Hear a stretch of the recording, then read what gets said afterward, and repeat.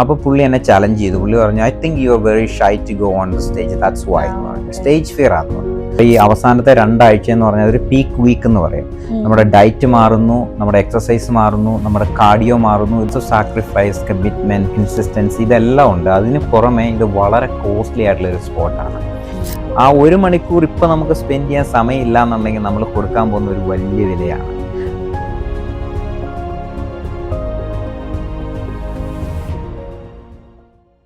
Hi guys, നമസ്കാരം. ഇന്നത്തെ മധുരഗീതത്തിലെ അതിഥിയെ നിങ്ങൾക്ക് പരിചയപ്പെടുത്തുന്നതിൽ എനിക്ക് ഒരുപാട് സന്തോഷമുണ്ട്, അതോടൊപ്പം തന്നെ അഭിമാനമുണ്ട് കേട്ടോ. കാരണം വേൾഡ് നാച്ചുറൽ ബോഡി ബിൽഡിംഗ് ഫെഡറേഷനെ പ്രതിനിധീകരിച്ച് ബോഡി ബിൽഡിംഗ് ചാമ്പ്യൻഷിപ്പിൽ കാനഡയിൽ നിന്ന് പോകുന്ന ആദ്യത്തെ ഇന്ത്യക്കാരനാണ്, അതും മലയാളിയാണ്, രതീഷ് മോഹൻ.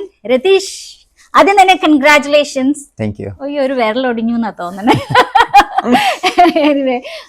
ഞാൻ ഈ ബോഡി ബിൽഡിംഗ് കോമ്പറ്റീഷന് പോണ ആളെന്ന് പറഞ്ഞപ്പോൾ ഒരു അർണാൾ ഷ്വാർസ്നെഗർ അദ്ദേഹത്തെ പോലെയൊക്കെയുള്ള ഭയങ്കര മസിലൊക്കെ ഉള്ള ഒരാളെയാണ് പ്രതീക്ഷിച്ചത്. പക്ഷേ അതിന്റെ ആൻസർ ഇവിടെ തന്നെ ഉണ്ടല്ലേ, WNBF. അപ്പൊ എങ്ങനെയാണ് ഈ ഒരു ബോഡി ബിൽഡിംഗ് ഈ ഒരു ഫീൽഡിലേക്ക് വന്നത്? ബേസിക്കലി ഒരു ടീനേജ് തൊട്ട് ഞാനൊരു ഫിറ്റ്നസ് ഫോക്കസ് ചെയ്യുന്ന ആളാണ്. ദാറ്റ്സ് ബിക്കോസ് ഞങ്ങൾക്ക് അവിടെ ഒരു ഗ്രൂപ്പ് ഉണ്ടായിരുന്നു. അപ്പം നമ്മുടെ ടീനേജ് കാലഘട്ടത്തിലാണ് സൽമാൻ ഖാന് അല്ലെങ്കിൽ ഋതിക് റോഷന് ഒക്കെ ഒരു ബോഡി ബിൽഡിങ് ഒരു പാഷനായിട്ട് നമ്മളെ അതിലേക്ക് കൊണ്ടുവന്ന ആൾക്കാരാണ് അവരൊക്കെ. അപ്പം ഒരു ഗ്രൂപ്പ് ഓഫ് നമ്മുടെ ഒരു ഫ്രണ്ട്സ് ഉണ്ടായിരുന്നു. അപ്പോൾ അത് കണ്ടിട്ട് ഞങ്ങൾ ഒരു 17 വയസ്സൊക്കെ ആയപ്പോഴത്തേക്കും പതുക്കെ ജിമ്മിൽ പോകാനായിട്ടും വർക്കൗട്ട് ചെയ്യാനായിട്ടും ഒക്കെ തുടങ്ങി. അപ്പം അങ്ങനെ അത് പ്രോഗ്രസ് ചെയ്തു. പിന്നെ അത്യാവശ്യം റെഗുലറായിട്ട് വർക്കൗട്ട് ചെയ്ത് കഴിഞ്ഞപ്പോഴത്തേക്കും അതിൻ്റെ മാറ്റങ്ങൾ ബോഡിയിൽ കാണാൻ തുടങ്ങി. അങ്ങനെ പിന്നെ യൂണിവേഴ്സിറ്റി പോയി. കോളേജ് യൂണിവേഴ്സിറ്റിയിലൊക്കെ ഞങ്ങൾ കോമ്പീറ്റ് ചെയ്തിട്ടുണ്ട്. അങ്ങനെ യൂണിവേഴ്സിറ്റി ചാമ്പ്യൻ ആയിട്ടുണ്ട്, സ്റ്റേറ്റിൽ പോയിട്ടുണ്ട്. അപ്പം ആ ഒരു രീതിയിൽ അങ്ങനെയാണ് നമ്മളിത് തുടങ്ങി വെച്ചത്. ഓക്കെ, പക്ഷെ ഞാൻ മനസ്സിലാക്കിയത് ഒരു 20 വയസ്സില് ആ ഒരു കോമ്പറ്റീഷന് പങ്കെടുത്തു, എന്നിട്ട് അത് നിർത്തുകയും ചെയ്തു എന്ന് മനസ്സിലായി. അതെന്തായിരുന്നു അങ്ങനെ, അതിന്റെ ഒരു കാരണം? അത് എന്താന്ന് വെച്ച് കഴിഞ്ഞാൽ നമ്മളൊരു യൂണിവേഴ്സിറ്റി ലെവലിലൊക്കെ നമ്മൾ ചെയ്ത് കഴിഞ്ഞ് കഴിഞ്ഞപ്പോഴത്തേക്കും നമുക്കൊരു പ്ലാറ്റോയിങ് ഉണ്ട്. നമ്മൾ ഹാർഡ് വർക്ക് ചെയ്ത് അല്ലെങ്കിൽ ഡയറ്റ് കൊണ്ടൊക്കെ നമ്മുടെ ബോഡിക്ക് ഡെവലപ്പ് ചെയ്യാൻ പറ്റിയ ഒരു മാക്സിമം ഒരു സ്റ്റേജ് ഉണ്ട്. അത് കഴിഞ്ഞിട്ട് നമ്മൾ എൻഹാൻസ്ഡ് ആയിട്ടുള്ള സാധനങ്ങൾ ഉപയോഗിച്ചില്ലെങ്കിൽ അതിന് മുകളിലോട്ട് നമുക്ക് ഗ്രോത്ത് ഉണ്ടാകത്തില്ല. അപ്പം ആ ഒരു സ്റ്റേജിൽ കുറച്ച് ആളുകൾ നമ്മുടെ ഇൻക്ലൂഡിങ് നമ്മുടെ ഫ്രണ്ട്സ് എല്ലാം ആ ഒരു രീതിയിലോട്ട് പോയി കഴിഞ്ഞപ്പം എനിക്കതിൽ താല്പര്യം തോന്നിയില്ല. അപ്പം അതുകൊണ്ട് ഞാനൊരു ആഫ്റ്റർ യൂണിവേഴ്സിറ്റി ഞാനത് കംപ്ലീറ്റ്ലി ക്വിറ്റ് ചെയ്തു. But still I continue to workout. ഞാനൊരു നല്ലൊരു ഫിസിക് എപ്പോഴും മെയിൻറ്റെയിൻ ചെയ്യാനായിട്ട് ശ്രമിച്ചിട്ടുണ്ട്. വളരെ ആക്റ്റീവ് ആയിട്ടുള്ള ഒരു ലൈഫ് സ്റ്റൈല് ഞാൻ കണ്ടിന്യൂ ചെയ്തു.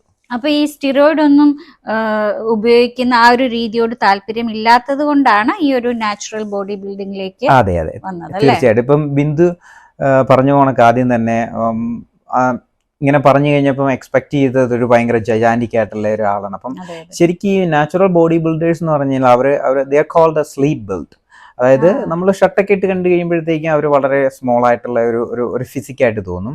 പക്ഷെ നമ്മൾ ഈ പറഞ്ഞ പോലെയൊക്കെ സ്റ്റേജിൽ വന്നു കഴിയുമ്പോഴത്തേക്കാണ് അതിന്റെ വ്യത്യാസം അറിയാൻ പറ്റുന്നത്. അപ്പൊ ഈ സ്റ്റേജിൽ വരുമ്പോഴത്തേന് എന്താണ് ഇതിന്റെ ഒരു ജഡ്ജ്മെന്റ് ചെയ്യുന്നതിന്റെ ഒരു ക്രൈറ്റീരിയ എന്താ? ഇപ്പം ഫസ്റ്റ് ഓഫ് ഓൾ നമ്മൾ WNBF എന്ന് പറഞ്ഞാൽ അവർക്ക് സ്ട്രിക്റ്റ് ഗൈഡ് ലൈൻസ് ഉണ്ട്. നമ്മൾ അറ്റ്ലീസ്റ്റ് 10 years ഡ്രഗ് ഫ്രീ ആയിരിക്കണം. അതുപോലെ തന്നെ പോളിഗ്രാഫ് ടെസ്റ്റ് ഉണ്ട്, ലൈറ്റ് ടെസ്റ്റ് ഉണ്ട്. ഈവൻ നമ്മൾ ഇപ്പോൾ പ്രോകാർഡ് ഹോൾഡർ ആയി കഴിഞ്ഞ് കഴിഞ്ഞാൽ അവർ യൂറിൻ സാമ്പിൾ എടുത്തിട്ട് അത് പരിശോധിച്ച് അവരുടെ ലിസ്റ്റഡ് ആയിട്ടുള്ള ഒരു 2000+ ഡ്രഗ്സ് ഉണ്ട്, അതൊന്നും സാമ്പിളിൽ കാണാൻ പറ്റത്തില്ല. എന്നെങ്കിൽ മാത്രമേ നമ്മൾ ഒഫീഷ്യലി അവരുടെ ഒരു പ്രോകാർഡ് ഹോൾഡർ ആയിട്ട് അവർ കൺസിഡർ ചെയ്തു. പ്രോകാർഡ് എന്ന് പറഞ്ഞു കഴിഞ്ഞാൽ നമ്മൾ അത് മത്സരിച്ച് കഴിഞ്ഞിട്ട് അതിനൊരു ക്രൈറ്റീരിയ ഉണ്ട് പ്രോകാർഡിന്. അപ്പോൾ ഒരു കോമ്പറ്റീഷനിൽ ചിലപ്പോൾ ഒരു 300 പാർട്ടിസിപ്പൻസ് കാണും. പക്ഷെ അവിടെ പ്രോകാർഡ് വരുന്നത് ചിലപ്പം 4 അല്ലെങ്കിൽ 5 പേരായിരിക്കും ഓരോ ക്ലാസ്സിലും പ്രോകാർഡ് വരുന്നത്. അപ്പം അതിന് ഈ പറഞ്ഞ പോലെ വളരെ സ്ട്രിക്റ്റ് ആയിട്ടുള്ള ഗൈഡ് ലൈൻസ് ഉണ്ട് അവർക്ക്. രതീഷ് ഒരു നേഴ്സ് കൂടിയാണ് കേട്ടോ, ഒരു ഫുൾ ടൈം നേഴ്സാണ്. അപ്പോൾ ഈ ബോഡി ബിൽഡിങ് അതുപോലെ തന്നെ ഫാമിലി, ഈ ഫിറ്റ്നസ്, അതൊക്കെ എങ്ങനെയാണ് ഒരുമിച്ച് കൊണ്ടുപോകുന്നത്? ഇത് ഞാൻ ഈ പറഞ്ഞ പോലെ ഫസ്റ്റ് ഓഫ് ഓൾ ഇതൊരു പാഷനാണ് എൻ്റെ.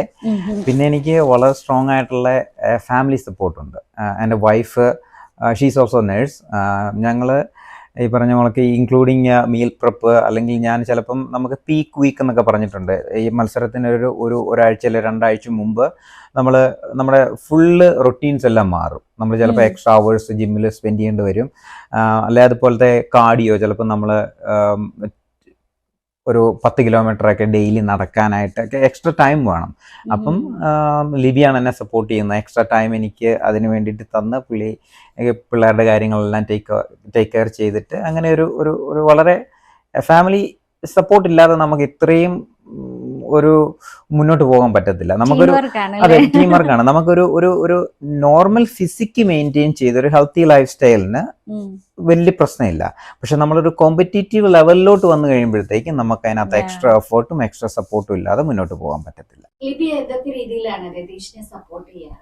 സപ്പോർട്ട് ചെയ്യാന്ന് പറഞ്ഞു കഴിഞ്ഞാൽ എനിക്ക് തോന്നുന്ന കൂടുതൽ നമ്മള് ഫാമിലി ആയിട്ട് ഇപ്പം കുട്ടികളുടെ കാര്യങ്ങള്, അപ്പോൾ രതീഷിന് വരാൻ സമയമില്ലെങ്കിൽ ഞാൻ കുട്ടികളെ ആക്ടിവിറ്റീസിന് കൊണ്ടുപോവുക, അവരെ പഠിപ്പിക്കുക, അവരുടെ കാര്യങ്ങൾ ടേക്ക് കെയർ ചെയ്യുക. പിന്നെ ചിലപ്പോൾ ജിമ്മിൽ പോകാനായിട്ട് അലാം അടിക്കുമ്പോൾ പോകുന്നില്ലേ എന്നൊരു ചോദ്യം, അത് എനഫാണ്. പിന്നെ മീൽ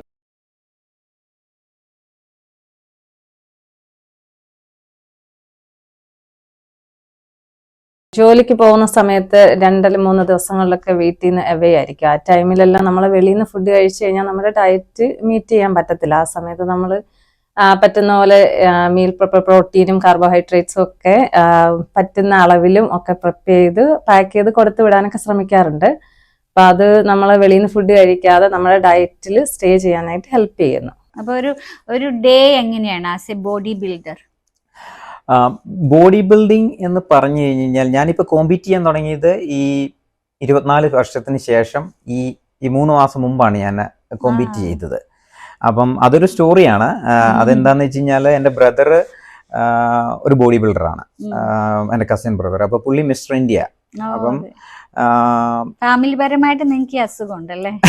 ചെറിയ തോതിൽ നിന്ന് വേണമെങ്കിൽ പറയാം. അപ്പം ഞാൻ ഒരിക്കലും ഒരു ഡ്രൈവ് പോകുമായിരുന്നു ഇളയ മോളുമായിട്ട്. 10 വയസ്സുള്ളൂ, എയ്മി, അമ്മൂന്ന് ഞങ്ങൾ വിളിക്കുന്നത്. അപ്പം പോയപ്പോൾ പുള്ളി എന്നോട് ചോദിച്ചു, പുള്ളി ചിയർ ലീഡാണ്, പുള്ളി നാഷണൽ ലെവലൊക്കെ കോമ്പീറ്റ് ചെയ്യുന്ന ആളാണ്. അപ്പോൾ പുള്ളി എന്നോട് ചോദിച്ചു, അച്ചച്ചാന്ന് തന്നെ വിളിക്കുന്നത്, അച്ചച്ചയ്ക്ക് എന്നാ സന്ദീപങ്കിളിനെ പോലെ കോമ്പീറ്റ് ചെയ്യാൻ താല്പര്യമില്ലേ ചോദിച്ചു ബോഡി ബിൽഡിങ്ങിൽ. അപ്പം ഞാൻ പറഞ്ഞു ഞാനൊരു 20 വർഷം മുമ്പ് ഇത് ഉപേക്ഷിച്ചതാണ്. അപ്പൊ പുള്ളി എന്നെ ചലഞ്ച് ചെയ്തു. പുള്ളി പറഞ്ഞു, I think you are very shy to go on the stage, that's why എന്ന് പറഞ്ഞു. സ്റ്റേജ് ഫിയർ ആന്ന് പറഞ്ഞു. അപ്പൊ ഞാൻ പറഞ്ഞു ഇല്ല എന്നൊക്കെ പറഞ്ഞിട്ട് പുള്ളിയെ ഞാൻ പറഞ്ഞ് മനസ്സിലാക്കാൻ നോക്കിയപ്പം സമ്മതിക്കത്തില്ല പുള്ളി. അപ്പൊ പുള്ളി പറഞ്ഞു, I bet you $50. I don't want you to like win, like I'm not looking for a championship or anything. I just want to see you on the stage.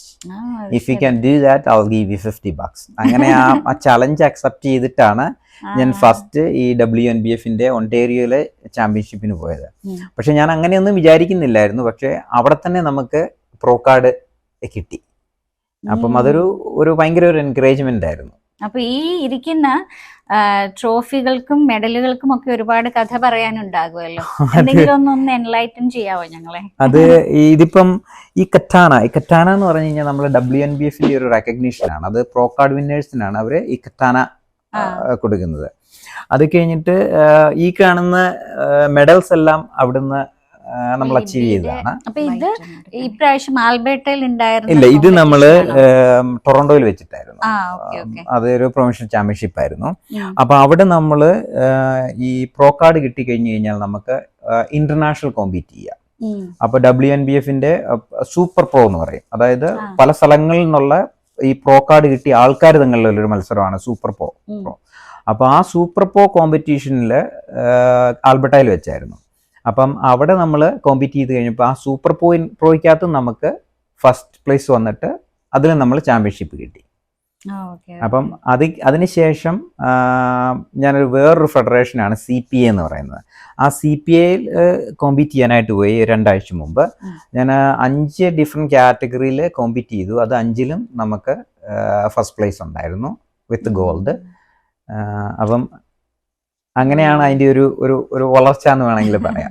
അപ്പൊ അടുത്ത ആഴ്ചയല്ലേ വേൾഡ് ചാമ്പ്യൻഷിപ്പ്? അതെ അതെ അതെ, തീർച്ചയായിട്ടും. അപ്പൊ അതിനായിട്ട് എന്തെങ്കിലും ഒരു പ്രത്യേക പിന്നെ പരിശ്രമങ്ങളൊക്കെ എന്താണ്? തീർച്ചയായിട്ടും. ഇപ്പം പരിശ്രമം എന്ന് പറഞ്ഞു കഴിഞ്ഞാൽ നമ്മൾ ഇതൊരു വളരെ വലിയ പ്ലാറ്റ്ഫോമിലാണ് നമ്മൾ കോമ്പീറ്റ് ചെയ്യാൻ പോകുന്നത്. So there will be participant from across the world. അപ്പം നമ്മളൊരു വളരെ ടൈറ്റ് ആയിട്ടുള്ള ഒരു മത്സരമാണ് അവിടെ പ്രതീക്ഷിക്കുന്നത്. അപ്പം നമ്മുടെ ബോഡി പ്രിപ്പയർ ചെയ്യണം, നമ്മുടെ അതിനായിട്ട് ഒരുക്കണം. അങ്ങനെ കുറേ പ്രപ്പ് വർക്ക് ഉണ്ട് ഇതിനകത്ത്. പ്രത്യേകം ഡയറ്റ് പ്ലാൻ ഉണ്ട്, പ്രത്യേക എക്സസൈസ്. നമ്മൾ ഇത്രയും നാൾ ചെയ്ത ആ എക്സസൈസിൽ നിന്നെല്ലാം മാറുകയാണ്. നമ്മുടെ ഈ അവസാനത്തെ 2 ആഴ്ച എന്ന് പറഞ്ഞാൽ ഒരു പീക്ക് വീക്ക് എന്ന് പറയും. നമ്മുടെ ഡയറ്റ് മാറുന്നു, നമ്മുടെ എക്സസൈസ് മാറുന്നു, നമ്മുടെ കാർഡിയോ മാറുന്നു. ഇതെല്ലാം മാറിയിട്ട് നമ്മളൊരു പ്രത്യേക രീതിയിലോട്ട് മനസ്സിനെ ഒരുക്കുന്ന ഒരു സമയമാണിത്. ഫോർ എക്സാമ്പിൾ ഞാൻ പറയുകയാണെന്നുണ്ടെങ്കിൽ പീക്ക് വീക്കിൽ നമ്മൾ ചെയ്യുന്നത് കാർബ് ഫ്രീ ആണ്. നമ്മൾ കാർബ് വളരെ ലോ ആക്കിയിട്ട് high protein really low carb ഡയറ്റാണ് ഒരാഴ്ച എടുക്കുന്നത്. അതായത് ഒരു 5 മീൽ കഴിക്കും ഒരു ദിവസം.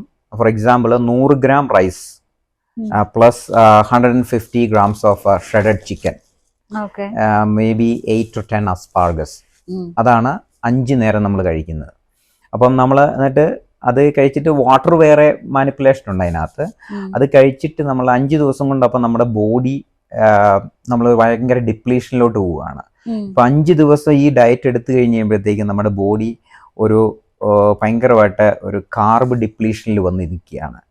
അപ്പം അത് കഴിഞ്ഞ് കഴിയുമ്പോഴത്തേക്കും നമ്മൾ ഈ മത്സരത്തിന് 2 ദിവസം മുമ്പ് കാർബ് ഒരു 4000 ആയിട്ട് അങ്ങോട്ട് ലോഡ് ചെയ്യും. അതിന് കാർബ് ലോഡിങ് എന്നാണ് പറയുന്നത്. അപ്പം നമ്മൾ എന്നാ സംഭവിക്കുക വെച്ചാൽ ബോഡി പെട്ടെന്ന് റെസ്പോണ്ട് ചെയ്യും അതിനോട്. അതായത് ഒരു ചെടി ഇങ്ങനെ വാടാറായി നിൽക്കുന്ന ചെടിക്ക് നമ്മൾ വെള്ളം നനയ്ക്കുന്ന ഓണക്കപ്പോഴത്തേക്കും. അപ്പം നമ്മൾ കാർബ് ലോഡ് ചെയ്ത് കഴിയുമ്പോഴത്തേക്കും ഭയങ്കര റെസ്പോൺസ് ആയിരിക്കും. അപ്പം മത്സരത്തിന്റെ തലേദിവസം 2 ദിവസം മുമ്പ് കണ്ട ആളായിരിക്കില്ല നമ്മൾ സ്റ്റേജിൽ കാണുന്നത്. അപ്പം അങ്ങനത്തെ കുറേ മുന്നൊരുക്കങ്ങളുണ്ട് നമ്മൾ ഈ സ്റ്റേജിൽ പോകുന്നതിന് മുമ്പായിട്ട്. ബോഡി ബിൽഡിംഗ് എന്ന് പറയുന്നത് വളരെ എക്സ്പെൻസീവ് ആയിട്ടുള്ള ഒരു സ്പോർട്ടായിട്ട് ഞാൻ കേട്ടിട്ടുണ്ട്. അതിനെ കുറിച്ചിട്ടൊന്ന് പറയൂ. എങ്ങനെയാണ്, how do you fund your self? അതൊരു വളരെ നല്ല ക്വസ്റ്റ്യൻ ആണ്. കാരണം എന്താണെന്ന് വെച്ച് കഴിഞ്ഞാൽ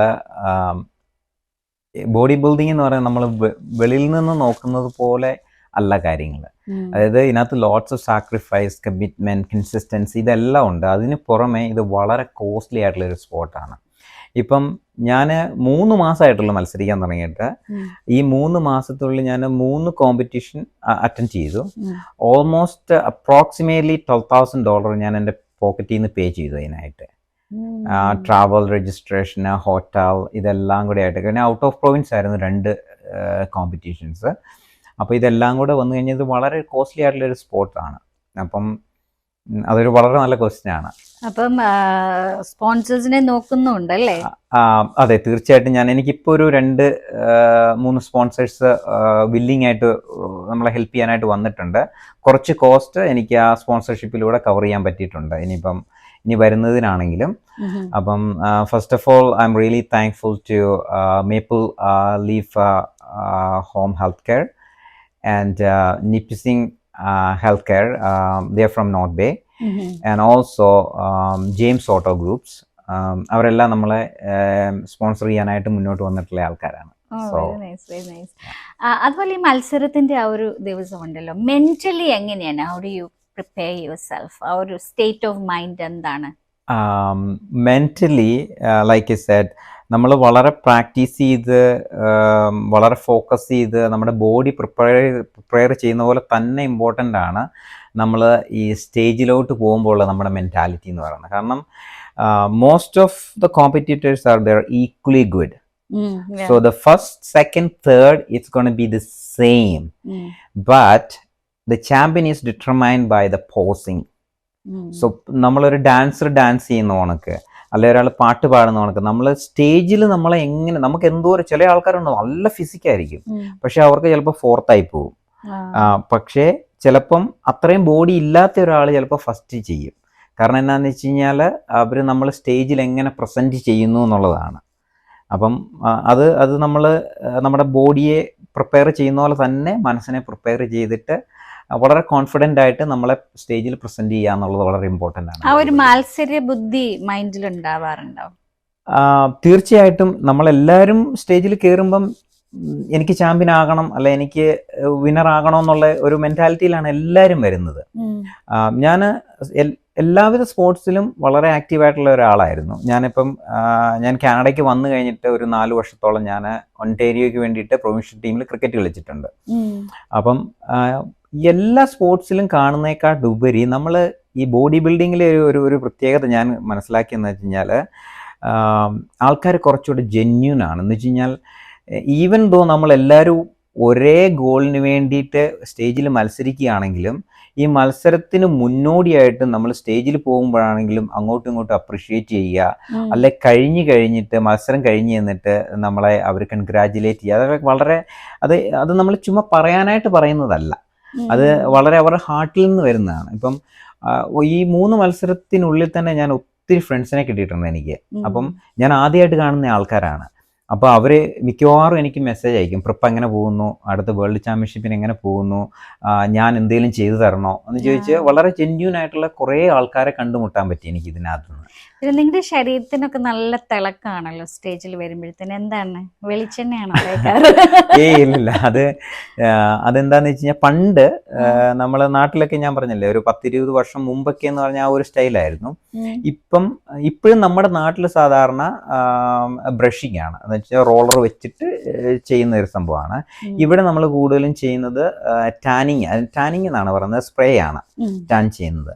അതിന്റെ മെറ്റീരിയൽ എന്താണെന്ന് എനിക്കറിയത്തില്ല, but it's always smells like നമ്മൾ ഉപയോഗിക്കുന്ന മൈലാഞ്ചി ഇല്ലേ, മൈലാഞ്ചിയുടെ ഒരു സ്മെല്ലാണ്. നമ്മൾ ഒരു പ്രാവശ്യം ടാൻ ചെയ്ത് കഴിഞ്ഞ് കഴിഞ്ഞാൽ ഈ ടാന് ബോഡിയിൽ നിന്ന് റിമൂവ് ചെയ്യാൻ ഭയങ്കര പാടാണ്.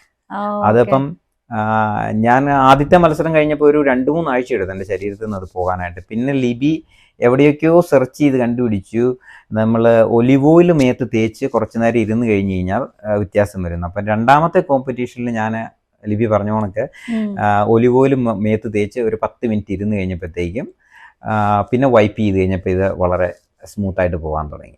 ശരി. ഇപ്പം മത്സരം കഴിഞ്ഞിട്ടുള്ള ഒരു സമയം എന്ന് പറയുന്നത് എങ്ങനെയാണ്?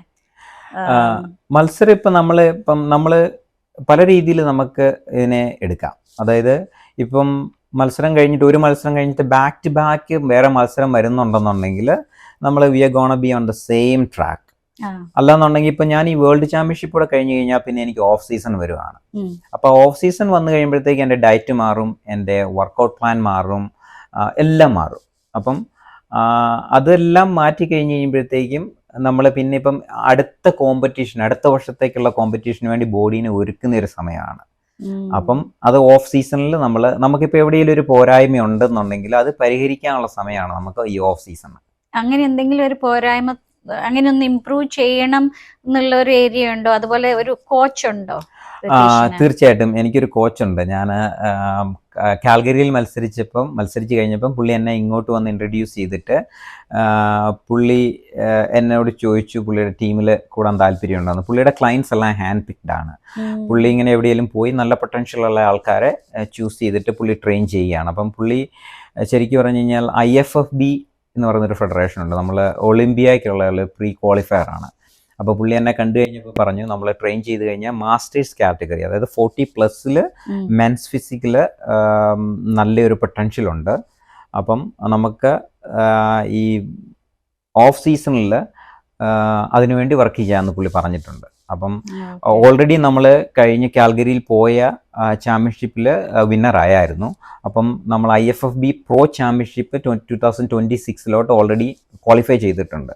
അപ്പോൾ അടുത്ത പ്രാവശ്യത്തേക്ക് നമ്മൾ ഓഫ് സീസണിൽ ബോഡിയെ പ്രിപ്പയർ ചെയ്തിട്ട് ഇപ്പം ഒരു വി ടേപ്പറാണ് ഇതിനകത്ത് നമ്മൾ നോക്കുന്നത്. അതായത് ബാക്ക് നല്ല വി പോണക്ക് ഇങ്ങനെ വരണം, small waste and A bigger back, അതാണ് അതിൻ്റെ ഒരു ലുക്ക് എന്ന് പറയുന്നത്, നമുക്കൊരു പ്ലസ് പോയിന്റ് എന്ന് പറയുന്നത്. അപ്പം ബാക്ക് കുറച്ചും കൂടെ എൻ്റെ ഗോളെന്ന് പറഞ്ഞു കഴിഞ്ഞാൽ ഓഫ് സീസണിൽ back it has to be thick and big.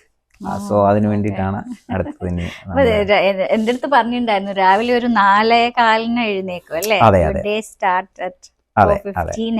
അതെ. അതിപ്പം ചില ദിവസങ്ങളിൽ ഞാൻ പറഞ്ഞില്ലേ, ഇപ്പം ബിന്ദു നേരത്തെ ചോദിച്ച ഫോണൊക്കെ ചിലപ്പം നമുക്ക് ഓഫ് ഡേയ്സ് ഉണ്ട്. അപ്പൊ ചിലപ്പോൾ ഞാൻ രാവിലെ 4:30 ആകുമ്പോൾ നമ്മളിപ്പോ ഇങ്ങനെ ശീലിച്ചുകൊണ്ട് ചിലപ്പം ആ സമയത്ത് ഏക്കും, ഇപ്പൊ അലാം അടിച്ചില്ലെങ്കിൽ ഏക്കും. ചിലപ്പോൾ നമ്മൾ feel like okay I don't want to do it today, നമ്മൾ വീണ്ടും കിടന്നുറങ്ങും.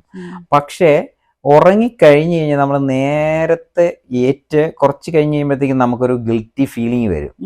ഇന്ന് ഞാൻ ചെയ്തില്ലല്ലോ, അപ്പം ഞാൻ ചിലപ്പോൾ ഓർക്കും ഉച്ചയ്ക്ക് ലഞ്ച് ബ്രേക്കിന് സമയത്ത് പോയേക്കാം. അപ്പം ഞാൻ ലഞ്ച് ബ്രേക്കിന് സമയത്ത് വർക്കൗട്ട് ചെയ്യും. ചില ദിവസം ഈ പറഞ്ഞ പോലെ പോകാൻ പറ്റിയല്ല, അല്ലെങ്കിൽ നമ്മൾ പോകണ്ടെന്ന് തന്നെ വിചാരിക്കും. എല്ലാ ദിവസവും ഇല്ല കേട്ടോ, നമ്മൾ വീക്ക്ലി ഈ പറഞ്ഞ പോലെ 5 days a week ആണ് നമ്മൾ സാധാരണ വർക്കൗട്ട് ചെയ്യുന്നത്. പിന്നെ കോമ്പറ്റീഷന് തൊട്ടടുത്ത സമയങ്ങളിൽ നമ്മൾ 6 ദിവസം, ഒരു ദിവസമൊക്കെ റെസ്റ്റ് ഡേ ഉള്ളൂ. പക്ഷേ ഈ റെസ്റ്റ് ഡേ എന്ന് പറഞ്ഞാൽ നമ്മൾ ആ റെസ്റ്റ് ഡേയിൽ നമ്മൾ കാർഡിയോ ഡബിൾ ചെയ്യും.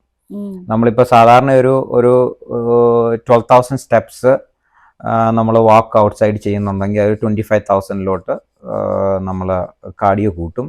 അതുപോലെ ഏറ്റവും ഇപ്പോൾ ആൾക്കാർക്ക് അറിയത്തില്ലെങ്കിൽ ഞാൻ പറയാണ്, വെയിറ്റ് ലോസിന് ഏറ്റവും നല്ലത് ആൾക്കാർ ട്രെഡ്മില്ലിൽ പോകും. ഒന്നെങ്കിൽ നമുക്ക് ട്രെഡ്മില്ല് ചൂസ് ചെയ്യാം. ട്രെഡ്മില്ലിലാണെന്നുണ്ടെങ്കിൽ അതിൻ്റെ ഒരു ഇൻക്ലൈൻ ഒരു 8.5 ഇട്ടിട്ട് സ്പീഡ് 3.5 ഇട്ട് കഴിഞ്ഞാൽ അത് നമ്മുടെ ഒരു ഫാറ്റ് ബേണിംഗ് സോണിലോട്ട് നമ്മുടെ ബോഡിയെ കൊണ്ടുവരും.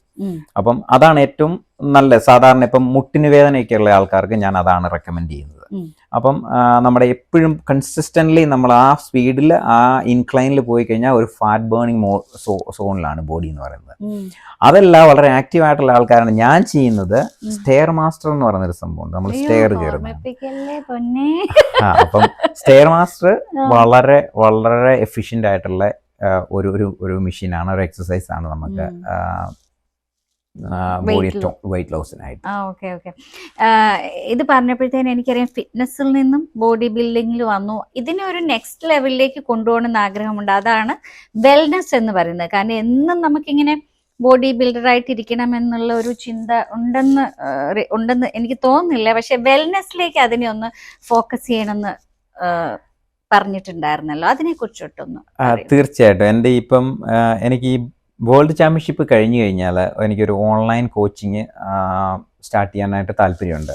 അതെന്ന് പറഞ്ഞു കഴിഞ്ഞാൽ not a big number, probably വളരെ സീരിയസ് ആയിട്ടുള്ള ഇൻട്രസ്റ്റഡ് ആയിട്ടുള്ള ആൾക്കാർ ഒരു 10 പേര് അല്ല 12 പേര് മാക്സിമം.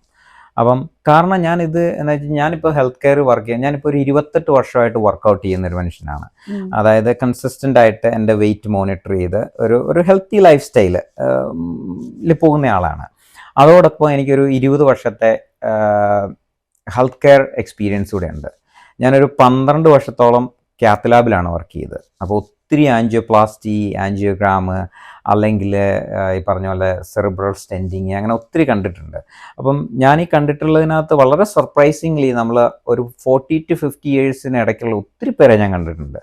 കാരണം എന്താണെന്ന് വെച്ച് കഴിഞ്ഞാൽ പ്രത്യേകിച്ച് നമ്മൾ ഇനിയിപ്പോൾ ഈ കാനഡയെക്കുറിച്ച് ചിന്തിക്കുകയാണെന്നുണ്ടെങ്കിൽ ഇവിടെ പ്രത്യേകിച്ച് മലയാളികളല്ല ഇന്ത്യക്കാരുടെ ഇടയ്ക്ക് കാണുന്നതെന്ന് വെച്ച് കഴിഞ്ഞാൽ നമ്മളെപ്പോഴും ബിസിയാണ്. നമ്മുടെ നാട്ടിലെ പോലെയല്ല, നമ്മൾ ജോലിക്ക് പോയില്ലെങ്കിൽ കാര്യങ്ങൾ നടക്കുകയല്ലേ അവിടെ. അപ്പം ആ ഒരു സിറ്റുവേഷനിൽ നമുക്ക് ഫാമിലി ഉണ്ട്, കുട്ടികളുടെ കാര്യം നോക്കാനുണ്ട്, നമ്മുടെ ഫൈനാൻഷ്യൽ കാര്യങ്ങൾ നോക്കാനുണ്ട്. നമുക്ക് നമ്മുടേതായിട്ട് 1 മണിക്കൂർ സ്പെൻഡ് ചെയ്യാൻ സമയമില്ല. ആ 1 മണിക്കൂർ ഇപ്പം നമുക്ക് സ്പെൻഡ് ചെയ്യാൻ സമയമില്ല എന്നുണ്ടെങ്കിൽ നമ്മൾ കൊടുക്കാൻ പോകുന്ന ഒരു വലിയ വിലയാണ്. അപ്പോൾ ആഫ്റ്റർ ദി ഏജ് ഓഫ് 40 ആൾക്കാർ ഒരു പ്രീ ഡയബറ്റീസിലോട്ട് പോവുക, അല്ലെ ഹൈപ്പർ ലിപ്പിഡീമിയ, അല്ലെങ്കിൽ ഹൈപ്പർ ടെൻഷന് ഈ ലെവലിലോട്ട് പോവുകയാണ്. അപ്പം ഇപ്പോൾ ഫോർ എക്സാമ്പിൾ ഞാൻ പറയുകയാണെങ്കിൽ ഇപ്പോൾ പ്രീ ഡയബറ്റീസ് എന്ന് പറഞ്ഞു കഴിഞ്ഞാൽ അത് it's don't happen right away. Body നമുക്ക് ഓരോരോ സിംറ്റങ്ങൾ തന്നുകൊണ്ടിരിക്കും. അപ്പം ചിലപ്പോൾ ഒരു 5 വർഷത്തോളം ഒരാൾ പ്രീ ഡയബറ്റീസിലായിരിക്കും. We have a lot of time to fix it.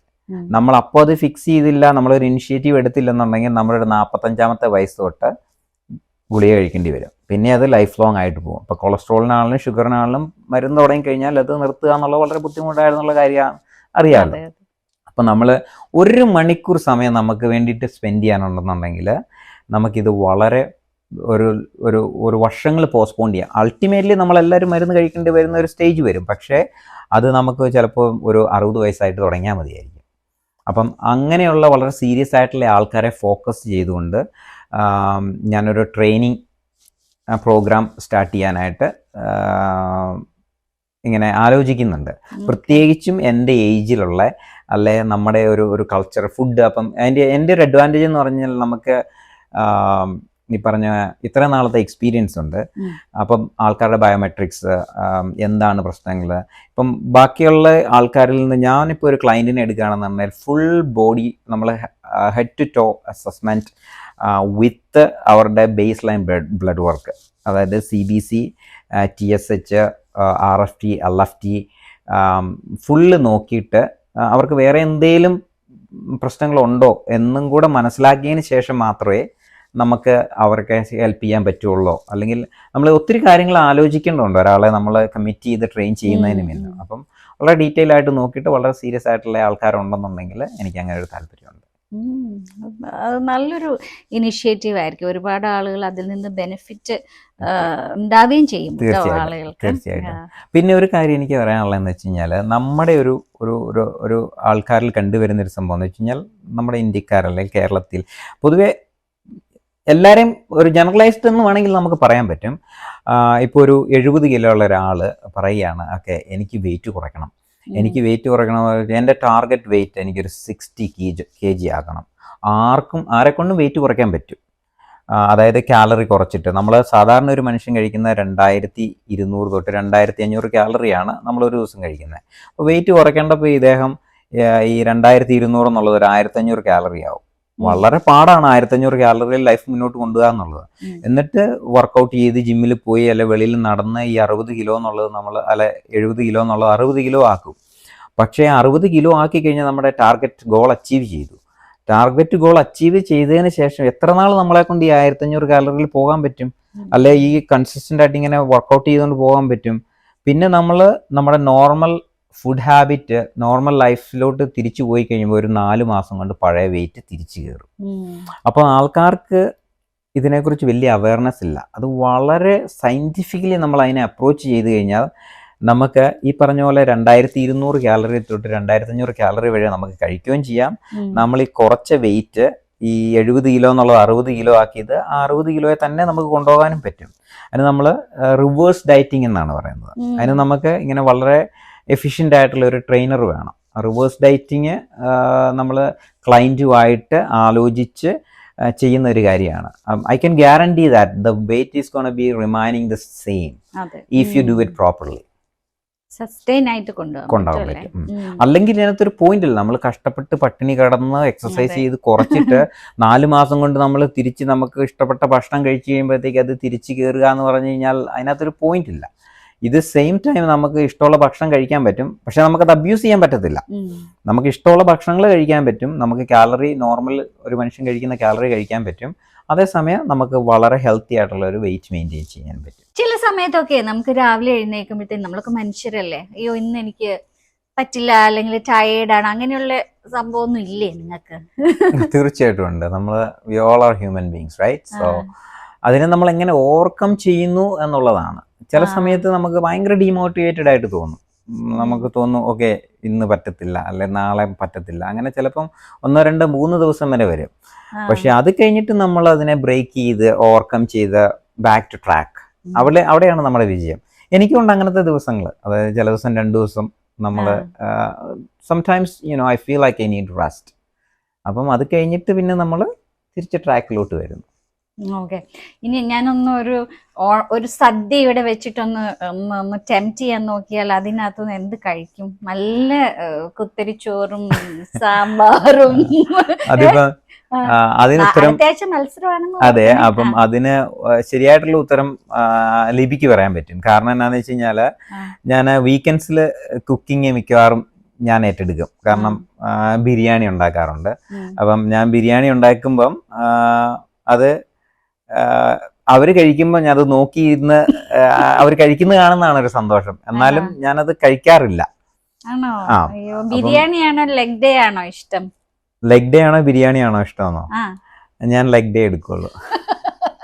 ഞാനാണ് വിചാരിക്കും അയ്യോ വേണ്ട ഇനി അടുത്ത വർഷം മത്സരിക്കാം ബിരിയാണി കഴിക്കാം. അതെന്താണെന്ന് ചോദിച്ചു കഴിഞ്ഞു കഴിഞ്ഞാൽ നമ്മൾ ആ ഒരു രീതിയിൽ കോമ്പീറ്റ് ചെയ്യുമ്പം നമ്മളെ പ്രയോറിറ്റൈസ് ചെയ്യുന്നത് അതിനാണ്. അത് കഴിഞ്ഞിട്ട് നമുക്ക് സമയമുണ്ട്. ഞാനും ബിരിയാണി വളരെ ഇഷ്ടമുള്ള ആളാണ്. ബിരിയാണി ഓണസദ്യയൊക്കെ വളരെ ഇഷ്ടമുള്ള ആളാണ്. അപ്പം കഴിഞ്ഞ പ്രാവശ്യം ഞാൻ ഓണസദ്യ കഴിച്ചു, അല്ലെ വിഷുവിന് സദ്യ കഴിക്കും. അപ്പം ആഘോഷങ്ങളിൽ ഞാനും സാധാരണ ആൾക്കാരെ പോലെ ഭക്ഷണം കഴിക്കുകയും പക്ഷേ എൻജോയ് ചെയ്യുകയും ചെയ്യും. പക്ഷെ അത് കഴിഞ്ഞിട്ട് ഞാൻ അപ്പം ഒരു എക്സ്ട്രാ കാലറി എടുത്തു കഴിഞ്ഞ് കഴിഞ്ഞാൽ ചിലപ്പോൾ ഒരു ഓണസദ്യ എന്ന് പറഞ്ഞാൽ ചിലപ്പോൾ അപ് ടു 5,000 to 6,000 കാലറി വരും. അപ്പം വിത്തിൻ ഒരു 2-3 days I will make sure that I burn that extra calorie which I had. Okay. രതീഷിനെ പരിചയപ്പെടാൻ പറ്റിയതിലും രതീഷിന്റെ ഒരു ലൈഫ് സ്റ്റോറി മധുരഗീതത്തിന്റെ ലിസണേഴ്സുമായിട്ട് ഷെയർ ചെയ്യാൻ പറ്റിയതിലൊക്കെ ഒരുപാട് സന്തോഷമുണ്ട്. കാരണം ഈ ഒരു നമുക്കൊക്കെ എന്ന് പറഞ്ഞു കഴിഞ്ഞാൽ സക്സസ് എന്ന് പറയുമ്പോൾ ചൂണ്ടിക്കാണിക്കാൻ ഒരാളുണ്ടെന്നുണ്ടെങ്കിൽ രതീഷിനെ നമുക്ക് ചൂണ്ടിക്കാണിക്കാൻ പറ്റും. കാരണം സക്സസിന്റെ ഒരു കീ പോയിന്റ് എന്ന് പറയുന്നത് തന്നെ കൺസിസ്റ്റന്റ് ആയിട്ട് നമ്മൾ ചെയ്യുന്ന കാര്യങ്ങൾ ചെയ്യുക എന്നുള്ളതാണ്. അപ്പോൾ ഇനി ഒരുപാട് ഈ ഒരു ട്രോഫികളുടെ കൂടി ഒരുപാട് ട്രോഫിയും മെഡലും ഒക്കെ വന്നു ചേരട്ടെ. Thank you so much. അപ്പം എല്ലാവിധ ആശംസകളും അടുത്ത ആഴ്ചത്തെ കോമ്പറ്റീഷന്. Thank you. സോ ഇങ്ങനെ ഒരു ഓപ്പർച്യൂണിറ്റി എനിക്ക് ഒരുക്കി തന്നതിനും ഇവിടെ വന്ന് ഇത് പറയുന്നതിനും ആൾക്കാരോട് കൂടുതൽ ഇതിനെക്കുറിച്ച് എക്സ്പ്ലെയിൻ ചെയ്യുന്നതിനും ഒരു ഓപ്പർച്യൂണിറ്റി തന്നതിന് ഞാൻ ബിന്ദുവിനോടും അതുപോലെ തന്നെ മധുരഗീതത്തിനോടും വളരെയധികം കടപ്പെട്ടിരിക്കുന്നു. ഒത്തിരി താങ്ക്സ്. അതുപോലെ ആൾക്കാർക്ക് ആർക്കെങ്കിലും എന്തെങ്കിലും ടിപ്സ് അല്ലെങ്കിൽ എന്തെങ്കിലും ഹെൽപ്പ് വേണമെന്നുണ്ടെങ്കിൽ എന്നെ കോൺടാക്ട് ചെയ്യാവുന്നതാണ്. എൻ്റെ ഏതൊരു ഇൻസ്റ്റഗ്രാമോ ഫേസ്ബുക്കോ എങ്ങനെ വേണമെങ്കിലും കോൺടാക്ട് ചെയ്യാം. എന്നെ കണ്ട് ഈ തിരക്ക് കഴിഞ്ഞ് കഴിയുമ്പോഴത്തേക്കും എന്നെ കൊണ്ട് കഴിയുന്ന രീതിയിൽ ഞാൻ ഹെൽപ്പ് ചെയ്യുന്നതായിരിക്കും. Okay, thank you.